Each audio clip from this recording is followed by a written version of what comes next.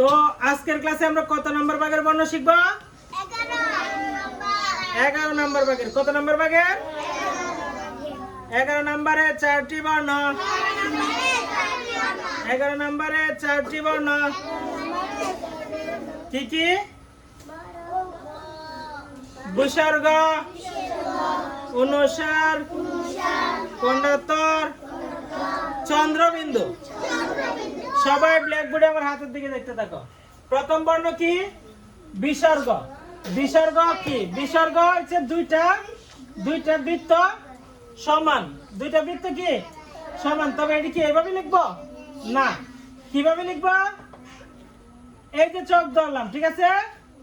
দেখছো এইখান থেকে এই যে পূর্ণ করে একটা বৃত্ত পূর্ণ করব, তারপর আরেকটা বৃত্ত এটার নিচে সেম ভাবে দিব, ঠিক আছে? এটার নাম বিসর্গ। এটার নাম বিসর্গ। আচ্ছা কথা বলো না, হ্যাঁ? এটার নাম কি? এই যে দেখো প্রথমে দিলাম এই যে এইভাবে একটু লম্বা করে দিবা এগুলো, হ্যাঁ? একটা, ঠিক আছে? তারপরে এখান থেকে ধরে আরেকটা। এটার নাম কি? এটার নাম বিসর্গ।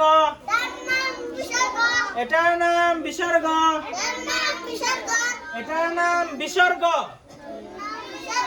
এটার নাম কি? এটার নাম বিসর্গ। সবাই তোমাদের সিলেটের মাঝখানে বড় করে বিসর্গ লিখো। সিলেট ঘুরাও নিজের দিকে, বলো কি লিখছো? এটার নাম বিসর্গ। এটার নাম বিসর্গ। এটার নাম বিসর্গ। এটার নাম কি? দুইটা বৃত্ত। কি? দুইটা বৃত্ত যদি পাশাপাশি সুন্দর করে বসানো যায় তাহলে হয়ে গেল কি? তাহলে হয়ে গেল দুইটা বৃত্ত সমান মাপে রাখবা, হ্যাঁ? এটার নাম কি? বিসর্গ। এখন দেখো এই যে একটা বৃত্ত পরিষ্কার করে দিলাম। একটা বৃত্ত কি পরিষ্কার করে দিলাম। এই বৃত্তের নিচে, এই যে বৃত্তের নিচে এইভাবে দিয়ে দিলে হয়ে গেল কি? এটার নাম অনুস্বার। এটার নাম অনুস্বার। এটার নাম অনুস্বার। এটার নাম অনুস্বার। কিভাবে লিখলাম? এই যে দেখো সবাই ব্ল্যাকবোর্ডে আমার হাতের দিকে দেখতে থাকো। আমরা বিসর্গ লেখার জন্য প্রথমে কি লিখছিলাম? একটা বৃত্ত। বৃত্ত লিখছিলাম না? বৃত্ত লিখছিলাম না? এই যে এখন লিখবো এক বৃত্ত। এখন কয়টা লিখবো? একটা বৃত্ত। এই বৃত্তের নিচে তারপরে এই যে এইভাবে দিয়ে দিলে হয়ে গেল কি? অনুস্বার। এটার নাম অনুস্বার। সবাই সিলেটের মাঝখানে অনুস্বার লিখো সুন্দর করে, বড় করে লেখো। সিলেট দেখাও।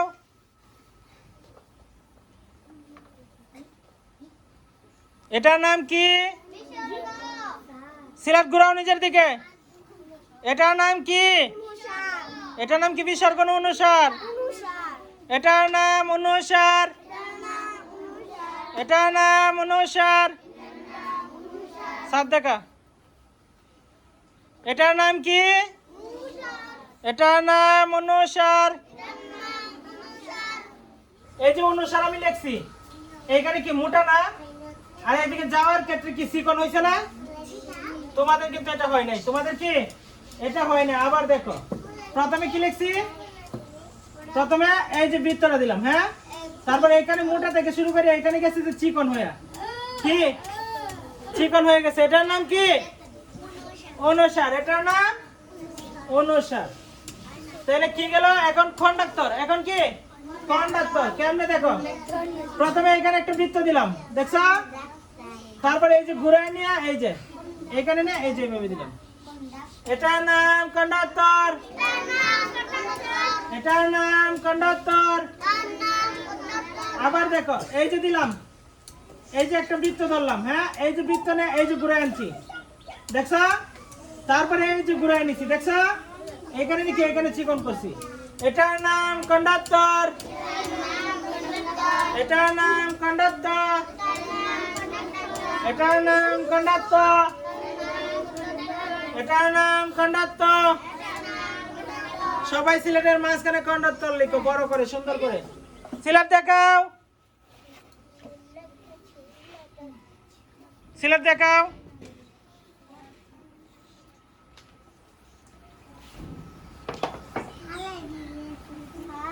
এটার নাম কি?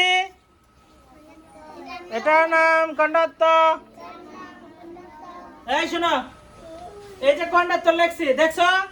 প্রথমে আমি কি করছি, এই যে ধরলাম চক, হ্যাঁ এই চক ধরে এই যে ভিতরে ঘুরে নিয়ে তারপরে কিন্তু আমি ঘুরছি, এই যে দেখো এনে কিন্তু ঘুরে গেছে। এই যে এটার নাম কি?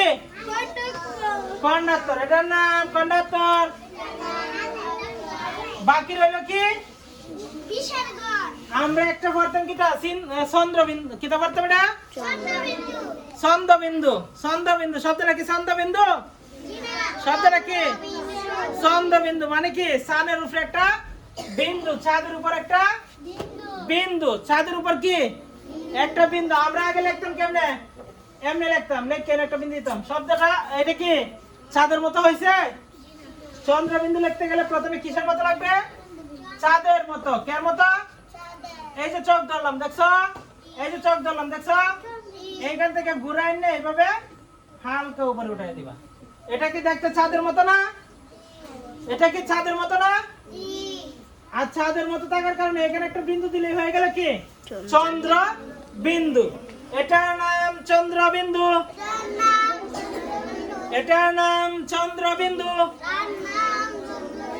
এটার নাম চন্দ্রবিন্দু। এটার নাম চন্দ্রবিন্দু। সবাই ব্ল্যাকবোর্ডে আমার হাতের দিকে দেখতে থাকো। সবাই তোমরা সিলেটের মধ্যে এইভাবে রেখা আছে না? এভাবে রেখা আছে না? আছে না নাকি? এই সিলেটের এই যে রেখা, উপরের রেখা দেখছো? এই রেখা থেকে লেখা শুরু করবা আর এইখানে দ্বিতীয় রেখার মধ্যে শেষ করবা। কোন রেখার মধ্যে? আমি কিন্তু ওই যে উপরে নিছি না, দেখছো? উপরে নিছি, কতর মধ্যে রাখছি? দ্বিতীয় রেখার মধ্যে, ঠিক আছে? তখন এখানে বিন্দু দিবা। এটার নাম কি? চন্দ্রবিন্দু। অবশ্যই নিচের রেখার মধ্যে রাখলে লেখাটা সুন্দর হবে, হ্যাঁ? এটার নাম কি? চন্দ্রবিন্দু। এটা একটা চাঁদের আকৃতি। এটা একটা কিসের আকৃতি? চাঁদের আকৃতি। এটা কিসের আকৃতি?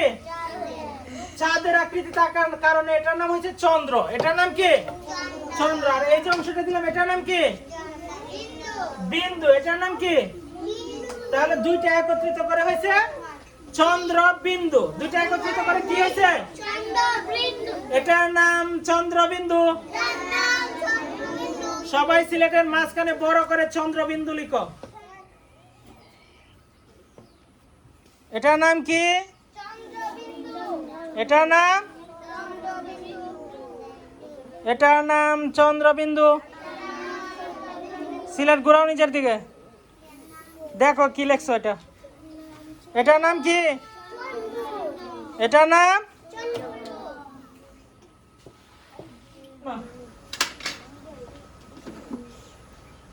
এটার নাম কি? চন্দ্র বিন্দু। এটার নাম কি?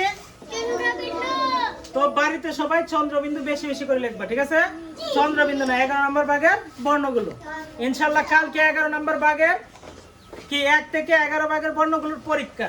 কি পরীক্ষা? দেখবো পরীক্ষার মধ্যে কে সবচেয়ে বেশি ভালো করো, কে সবচেয়ে বেশি ভালো করো।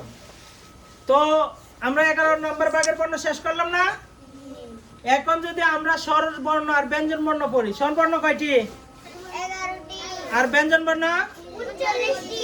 আমরা যদি এখন স্বর বর্ণ আর ব্যঞ্জন বর্ণ পড়ি আমাদের সহজ হবে না? এখন কি আমাদের লিখতে কোনো অসুবিধা আছে?